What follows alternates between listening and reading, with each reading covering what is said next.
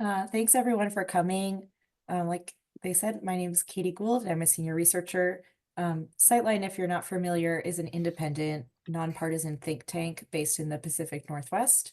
And our mission is to make Cascadia a global model of sustainability. So a big part of our work is reforming exclusionary zoning rules that restrict home building and make it illegal to build low carbon cities. And that brings us, to parking.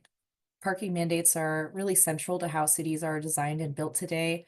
Pretty much every town in the United States has, since the 1950s or 60s, made building permits dependent on having an arbitrary, predetermined number of parking spaces.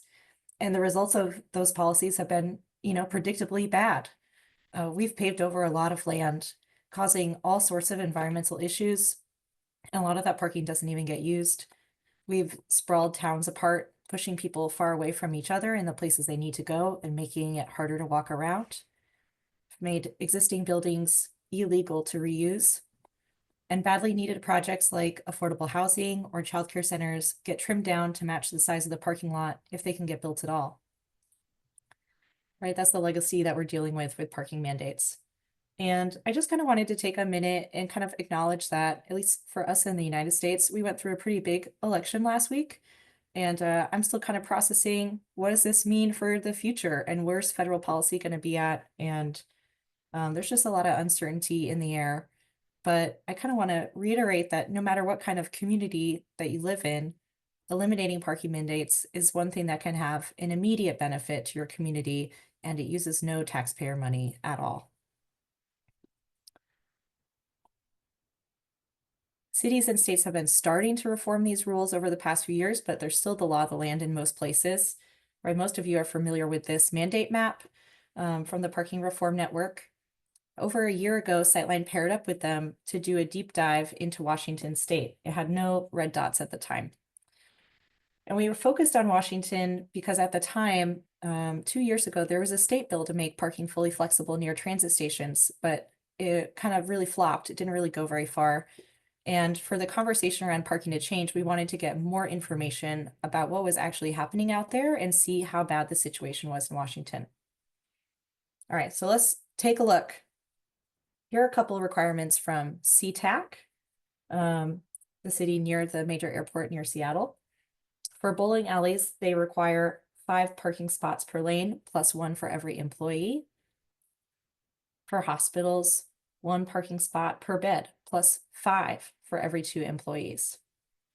And then we get into some kind of arbitrary ones. For instance, what's the difference between a tavern and a microbrewery? Certainly the parking requirement is different, right? Or how many people are going to drive to a library versus a public archive, right? They have different parking standards from each other. They even have a parking requirement for moth breeding facilities, right? And every city is like this, right? There's 100 or more different building uses that have specific parking requirements attached to them. Where do these numbers come from? Well, one of 2 ways. The first and most common is that planners look over to see what their neighbors require, and then they just copy them down, right? Oh, look, how much should we require for a bowling alley? Well, let's do what SeaTac did and require 5 spaces per lane. If you want to be more thorough, maybe planners will look at multiple cities and pick the number that they like best. Another way is to use the parking generation manual published by the Institute of Transportation Engineers. And while this sounds really scientific, many of these reports are based on very little data. For instance, in the 1987 edition, half of the rates were based on data from 4 sites or fewer, and 22% were based on just 1 study. So that's 1 location, 1 parking demand. But even when there's more data points, this is still a really bad way to set minimum parking requirements. Look at this chart of restaurants. There are 18 different studies here, right? That seems like it should be a good number. On the left here is the maximum number of parking spaces that are used at the busiest time of day. And then down here on the bottom, this is the size of the restaurant in 1,000 square feet. So the first observation we can make, there's a really weak correlation between these 2 different variables. this low R squared value, meaning that the size of restaurants is a really weak predictor of how much parking is going to be used. But there's a bunch of data points here, so we can do some math and find an average anyways, right? The average is 9.95 parking spaces used for every 1,000 square feet. If any city adopted this average as a minimum requirement, all of the restaurants below this line would end up needing extra parking that they don't use, and they likely won't use. It's a wasteful requirement for them. And then for all the diners that are above the line, they're going to need more parking than the minimum requires anyway. So it's kind of a useless requirement if they want to build to meet that demand. But towns adopt values out of the IT all the time, right? So in this example, this restaurant having 9.95 parking spaces per 1,000 square feet, guess what the most common restaurant requirement in Washington is? It's 10 spaces, almost exactly the same. Here's another example I found in my research. The small town of Selah, Washington, just outside of Yakima, they require mosques to have twice as much parking as every other type of religious building. And when I saw this in the zoning code, I thought, oh my, yikes, this is not good. It doesn't look good. And I immediately called the planning office and was like, what's happening here? I don't understand these numbers. Did somebody try to start a mosque here? And they said, oh, no, no, no. What happened was a few years ago, we just updated our parking tables and we copied a lot of values out of the ITE, and this was one of them. And you could tell the values that they updated from the ITE versus the ones that they just made up in other ways, because they're precise, right? These numbers go to the 100th decimal points. Yeah, you made that. But yeah, these numbers out of a book, they have really real world consequences. And these values that are in city codes right now, they don't align with what already exists in our cities. This is one of my favorite quotes from Jacob Gonzalez. He's the planning manager of fast-growing Pasco, Washington. He said, if we had to build off-street parking at today's standards, the entire city would be covered in asphalt. Right? If we had to rebuild the whole city today, it would turn into a parking lot. And just compare, right, this historic downtown built before the zoning codes compared to newer commercial areas today. What do we want more of 10 or 20 years down the road?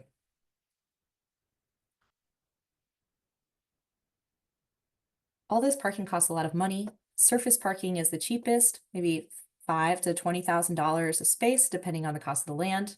Multi-level garages are more expensive, underground garages the most. They can run $60,000 per space and up into the six figures. And these costs get rolled into everything that we buy. One parking spot can add over $200 to the price of your rent. Parking also takes up a lot of space. It's not just the space directly under your car, but the driveways and aisles and landscaping islands that all come along with large parking lots.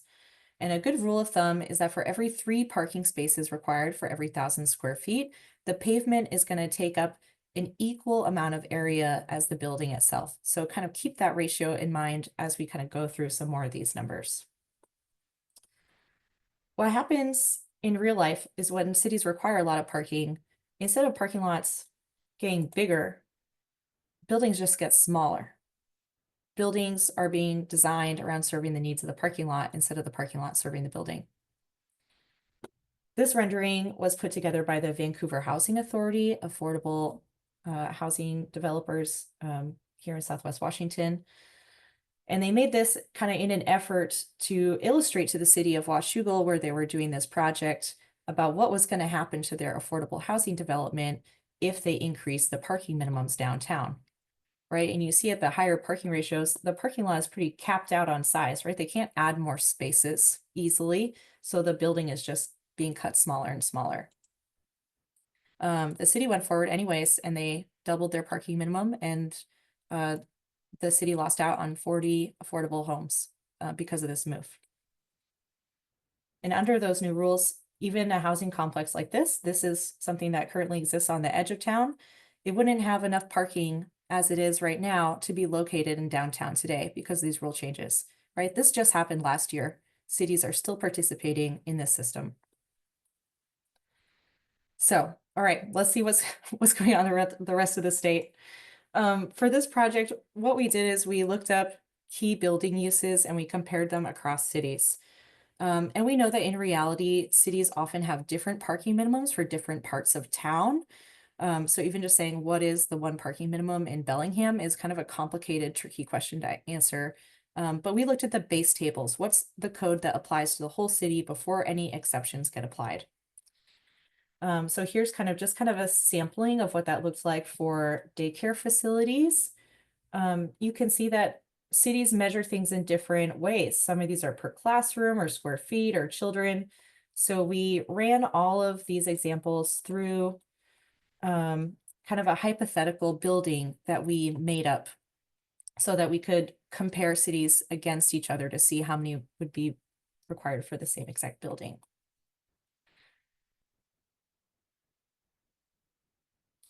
All of the full tables are available on our website, so you can look up how your city compares there. And in total, this project, we looked at 54 different jurisdictions around the state, a mix of cities and counties, and altogether they represent 3/4 of the state population. So this is a really good representation of the state at large. All right, here's what we found. Places require more parking than what households need, especially for renters. So in Washington, 58% of renter households only own one or no cars, but the average jurisdiction requires 1.3 parking spaces for a studio apartment, right? And of course, it's not possible to build 0.3 parking spaces, but over multiple homes in the same building, right? Those parking spaces add up. So we're kind of showing past the decimal point here. And this is kind of a wild finding, right? Even when people are foregoing a bedroom to save money in rent, the majority of renters are still paying for more parking than what they're going to use. We found that 6 out of 10 jurisdictions required more than one parking space per studio apartment, and 2 out of 10 required 2 spaces each. Even homeowners who generally own vehicles at higher rates than renters are also harmed by parking mandates. The typical detached house is almost universally required to have 2 parking spaces, but 1 in 4 homeowners only own 1 or no cars. We found 4 places that required even more, 3 or more parking spaces per house. And this much parking is really only used by a minority of people. Only 35% of Washington homeowners had 3 or more cars at home. What's it like to build a house in one of these places? We're going to listen into just a couple minutes of testimony here from Mary Jean, who is telling the Mount Vernon City Council about what these rules are doing to her property. I'm a middle school teacher who left my job and moved to Mount Vernon 2 years ago to provide elder care for my 86-year-old mother. I'm the owner of an empty lot on the corner of South 7th and East Washington Streets in the town's uptown Crooked Streets neighborhood, a few blocks away from the hospital. My goal is to build a small, single-story home on the lot that's in character with the neighborhood and provides single-story, live-in-place, age-in-place housing for myself. I currently have a part-time job. I live on very limited means, and as everyone is well aware, post-pandemic building costs and mortgage interest rates are at an all-time high. My goal is to build a modest house on one level that I will live in for the next 20 or more years.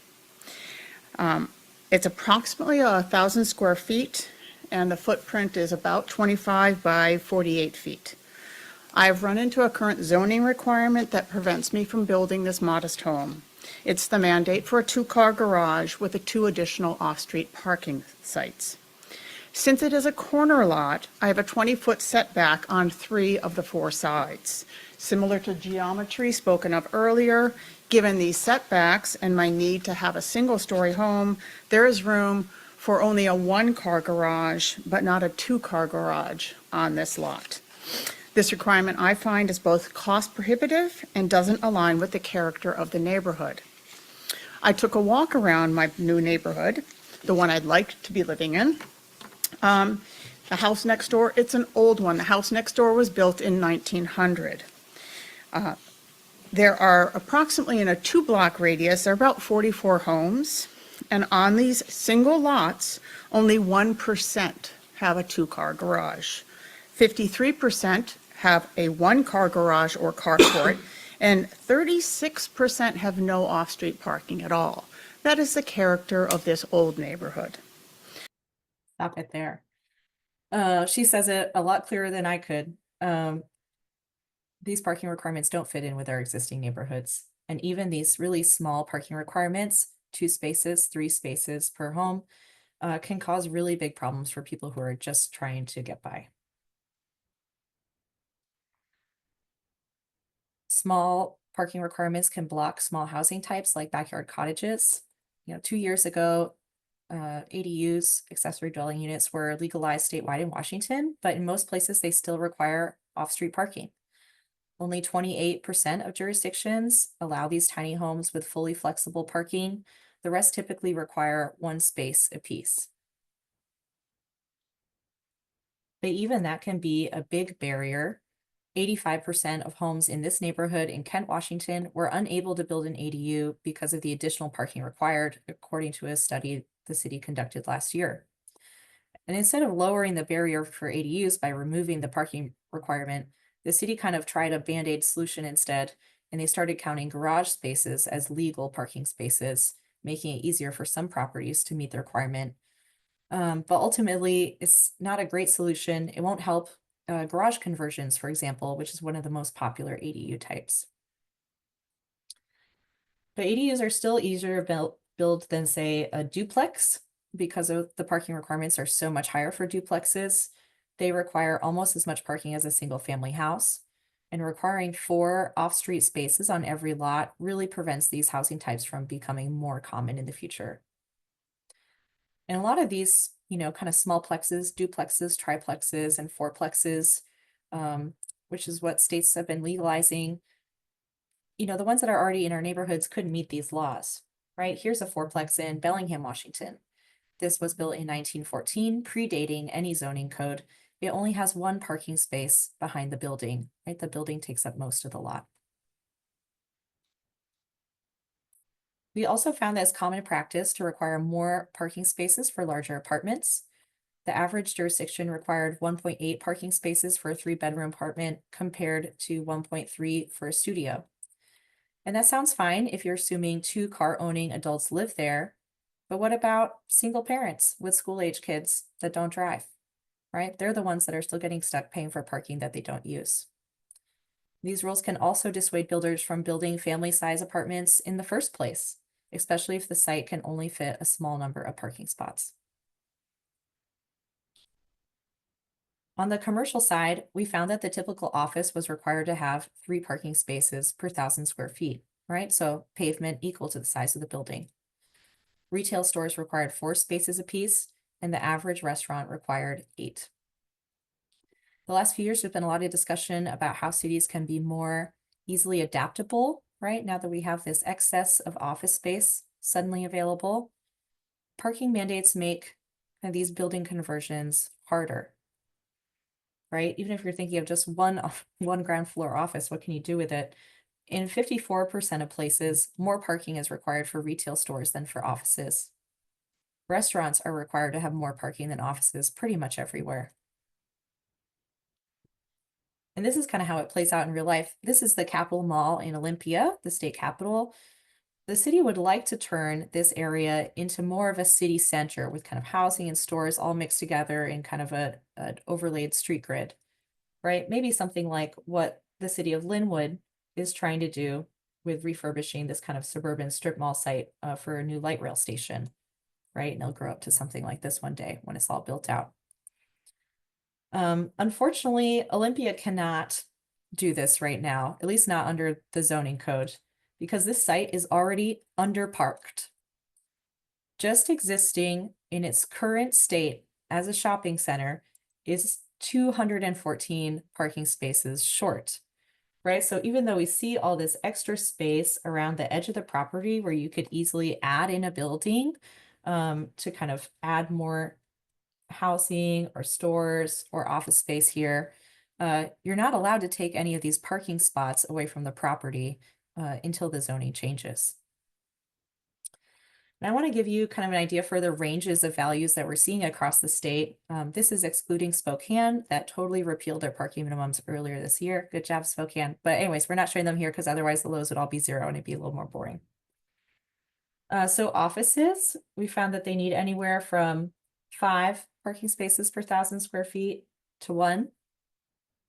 Retail stores ranged from 6 down to 2. Cafes in Bellevue need 4 times as many parking spots as ones in Burien, right? These are really large spreads in the numbers between cities about how much parking is required. In the next categories we're going to go over are even crazier. So buckle up. One of the things we wanted to look at was elementary schools. We've been following the parking debate around Alki Elementary in Seattle. It's a historic school. It has no existing parking now, and there was no parking planned in the remodel. So normally they would be required to build 48 parking spaces based on the auditorium. That's what's in the Seattle zoning code. But the city granted a waiver for it to rebuild without any spaces. And that was all good until the neighbors appealed that waiver, and then they won their case and it stopped construction on the building. Architects were able to try to find a compromise. They made room for 15 parking spaces by removing a loading dock that was going to be used by the janitors. Anyways, but now they have a new design with 15 parking spaces, and they got appealed again. But this time they finally won, and construction just started again about a year later after all this delay. We found that most cities in the states would require more parking than what was required for Alki Elementary, right? With the average coming in at 66 parking spaces. On the very low end, Spokane Valley, which regulates by classrooms, would require 26 parking spaces. And then for the same building, Issaquah, which regulates by square footage of the whole building, would require 226.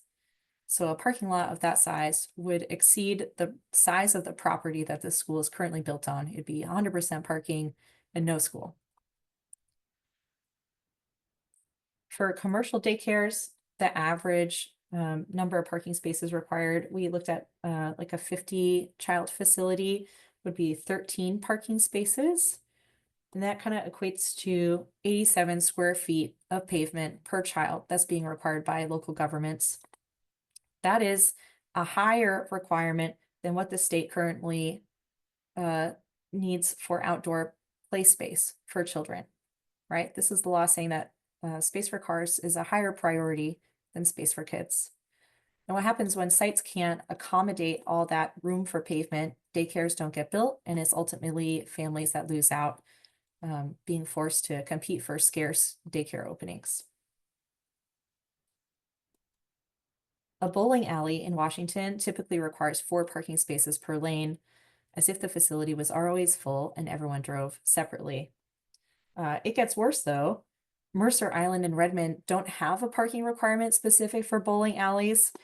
The closest recreation use that this would fall under both required 10 spaces per 1,000 square feet. So that's pretty much a restaurant requirement, resulting in this huge number of 12 spaces per lane would be required. This is clearly ridiculous and too much parking, but that's kind of what's in the books. And if somebody in either of these towns wanted to actually open a bowling alley, what they would most likely do is try to use a process for unlisted uses and submit their own research to justify how many parking spaces they want to build. In Bothell, we similarly scratched our heads around how to categorize a corner grocery store. Their retail stores are required to pave 3.3 parking spaces per 1,000 square feet, except for convenience stores, which required almost twice as much parking, right? So what's the difference? What would our store qualify? There's no definition of convenience stores in the zoning code. And when we talked to the planning department, they said that'd be kind of like a 7-Eleven. Right. If you look at a picture of 7-Eleven, what makes this building different than a corner market operated by a local family? I don't know, right? Is it the sign? This is the arbitrary nature of parking mandates. And even city planners often have no idea what these numbers are based on. It's just what they've inherited from the planners before them, and they're just trying to help administer the rules in the most fair way that they can. Right? But it doesn't have to be this way. Just like these rules were adopted, they can be deleted and give communities more choice on how they want to grow. Fully flexible parking policy allows people to make decisions for themselves about how much their family or business might need, instead of it being decided for them, right, from some city planner back from the 1960s. Here in Washington, we're expecting a bill to be introduced next year that would eliminate some parking minimums, which is very exciting. I mentioned earlier, 2 years ago, when another parking bill was attempted, it didn't go very far. So we hope this new information can kind of help ground these conversations around parking and what's happening, and really illustrate the variability from one city to the next. So if any of you are from Washington listening in today, I'm happy to connect with you afterwards if you'd like to talk more. But if you'd like to read our full report, it's available online. Here's my contact information, and we can start taking questions.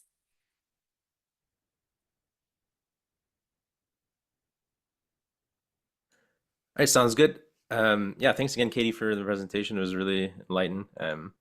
Sometimes, I wonder if the planners over at CTAC know how infamous, they've become as a consequence of their decision to include moth breeding facilities in their parking minimums. But maybe, maybe one day we'll figure that out. Yeah, but I think we've got a couple questions. Yeah, John Morgan asked if you've had any thoughts on, for example, land value tax, property tax reforms, and like the effectiveness of like pairing it, for example, with some kind of parking reform to encourage more density, I'm assuming. This is land value taxes are not my area of expertise, so I'm going to say no, I have not looked at it. But it does come up a lot when we talk about, especially, how do we encourage existing parking lots to change into another building. I know one good thing that Spokane did, I think last year, is they did a property tax exemption for affordable housing that gets built on existing parking lots. And I think they have one project in the works with that. Okay.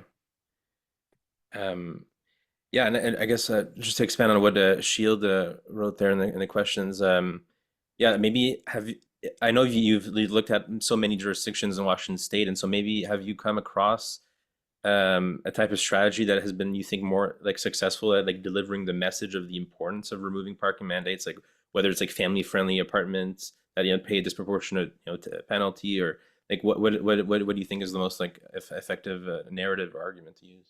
I mean, that's like our whole job, right? It's like, how do Yeah, we it's a hard question. spread this message? Different messages kind of resonate in different places. And I think it's a lot about the size of the city.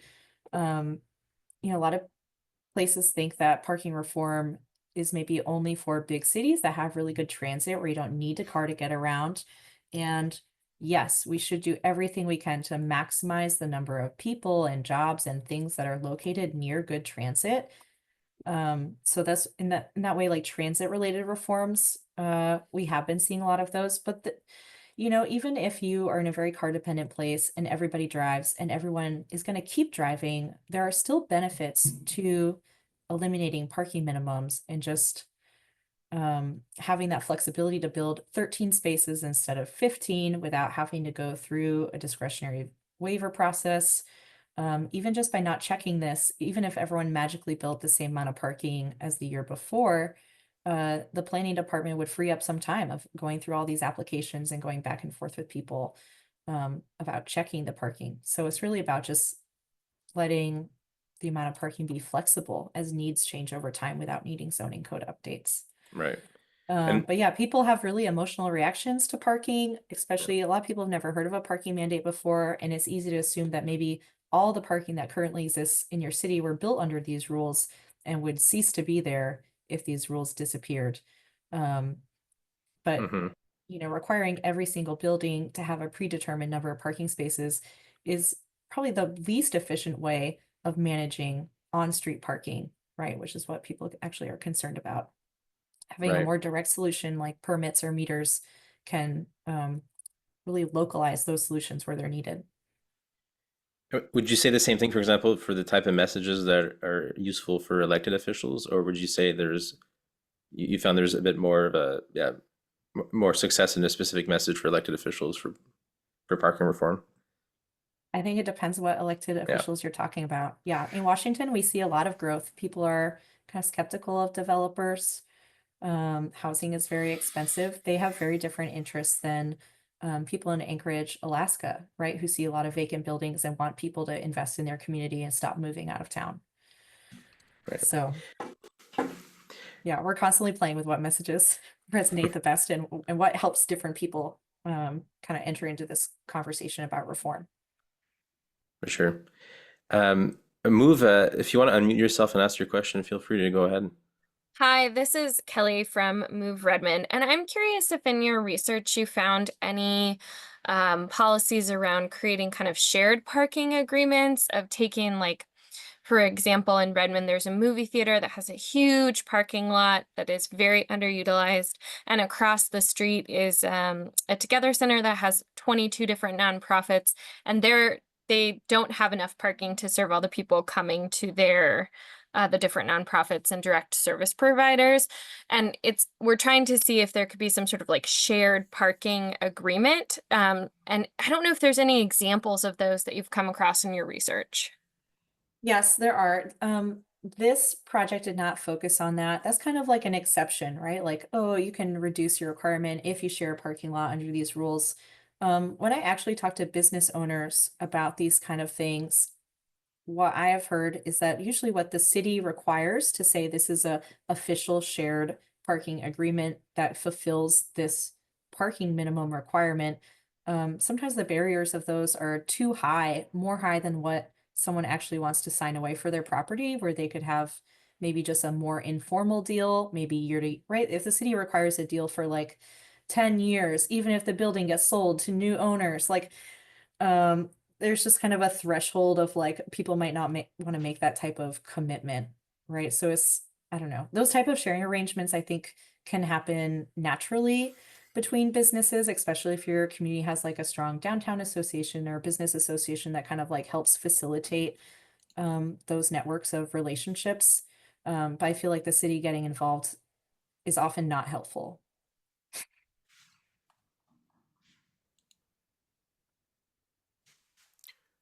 All right, thank you. And is there anyone that has any other questions for Catie?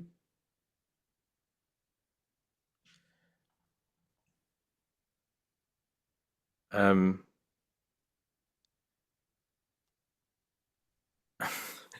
I mean, Yeah, someone don't give asked up. that. Yeah, go ahead, please, Tim. Okay, don't give up yet. I probably represent in my past a the opposite of what you're saying. So I'm sorry I wanted to show up and find out what can be done. I'm a retired house and home builder from Bellevue, long retired. I have no skin in the game at this point. So it's all just theory for me. Um, for commercial, um, if what happened to all those other questions that people are posting? I didn't expect to chime in this early. If new parking spaces are found to undersupply the need for parking, what might be the remedies? In other words, if almost everybody using that building has to park off-site, uh, and the building is there, and it's a large building compared to what otherwise would have been on the on that site in the first place. You can't knock parts of the building down. What's the remedy? I mean, this is already common, right? In a bunch of our town towns, you're going somewhere, they don't have parking. You can try to find a parking lot nearby, maybe a parking garage nearby that's open to the whole public instead of just people that are going to that business.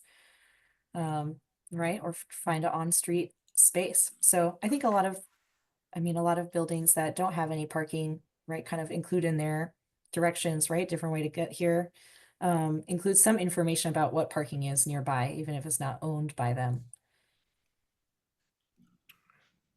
Yeah, we went to a um, bowling alley yesterday. I don't know. I don't bowl anymore. Long time. Uh, but we did it for our great granddaughter who was having her fifth birthday party there. Mhm. And the parking was nil. This was in West Seattle. Some of you may have been there. Um, finding a parking place was just almost impossible. We did find one, but we had to grease our car in. Now, that building apparently does not have any parking places mandated, but yet they have many alleys. I want to say 40, and that generates a ton of parking. Uh, what can be done about a situation like that? That's the inverse of what you're That's showing true. us. Yes. I mean, I think we've all had an experience where it was hard and frustrating to find a parking spot when you needed one. Right? Because you're kind of stuck in your car until you find a place to park it. Right? A lot of the buildings in our cities now, right? Things before the 1950s, how much parking they have? It's anyone's guess, right? Probably less than newer buildings. But it's up to every property owner to figure out what works for them, right? And the bowling alley operator said this works for me.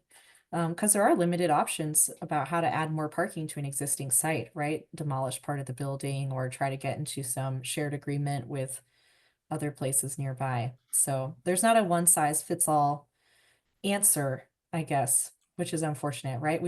Every driver would love for there to be one magical ratio of parking that gave every building the exact amount of parking that they used and needed, but not no one spot more, right, to be wasteful. And it's impossible to make up that number. It's impossible for a city planner to come up with that number, which is why we're just for the full flexibility. So I don't have an easy solution. This is, I don't know, part of being in the world. Yeah. And yeah, I'll move to the next hand there. But yeah, as someone else has said before, I think much wiser than me, there's a high cost, underpriced parking. But yeah, if you want, yeah, Alicata, please, yeah, unmute yourself. Go ahead. Thanks for the talk, Katie. I'm really encouraged by Spokane allowing like this full flexibility of parking. And I'm curious if you have any insights on what was successful in the campaign for Spokane to make this change, and if you see any ways that that can be applied to other jurisdictions, whether that be in terms of lines of argument or demonstrated successes or like better community planning that came out of that recent change. Yeah, the best kind of narrative that I've heard out of Spokane is that, right, they adopted this like 1 year temporary zoning ordinance, right, in support of the housing crisis. So they did kind of, right, this is a temporary process, or we're going to spend the next year talking about how to make it better while this code is already in place, instead of spending years and years before anything changes on paper, right? So kind of piloting a change can kind of get more buy-in and have more check-ins to see how it's going later, right? And if there's any, benefits, you can report them. But they started with a residential kind of near transit reform, and then they took the additional steps to get rid of them everywhere. So sometimes these are really contentious at cities, and sometimes they kind of sail through without too much opposition. So it kind of depends. But yeah, Spokane has been doing kind of in general a lot of great zoning reform work. They have a kind of a newer planning director. So they definitely have a lot of like momentum of one change kind of helps another change, and kind of help. It's the same conversation, right? That we need more housing. We need housing available at different price points. And what can the city do to make this easier? And this is one thing that is definitely within their domain to change.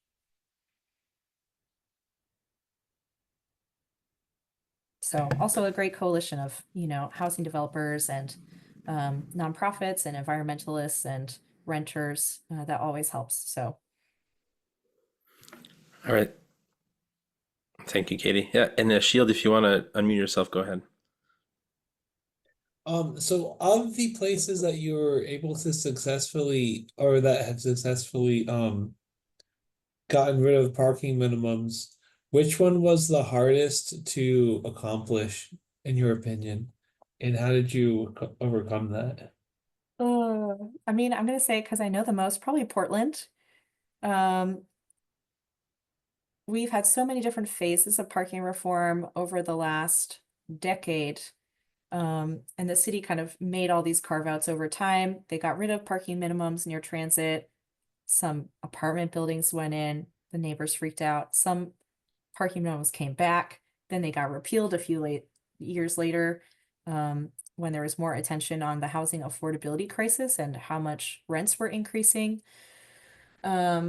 But finally, the city didn't totally get rid of all of its parking minimums until a new state rule in Oregon was adopted. And the city was like, well, like 80% of the city doesn't have these minimums anyways, and it's easy to comply with this and delete all of the minimums.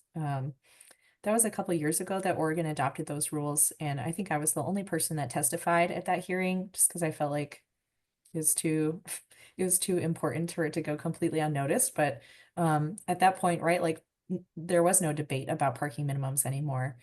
The state kind of took it out of their hands, and it was kind of an argument from past years for sure. Thank you. All right. Well, yeah, I think usually we try to keep these to just 45 minutes, but if anyone has any other questions, please raise your hand now. Otherwise, I think we'll end it on the almost an hour mark. All right. All right. Thank you so much.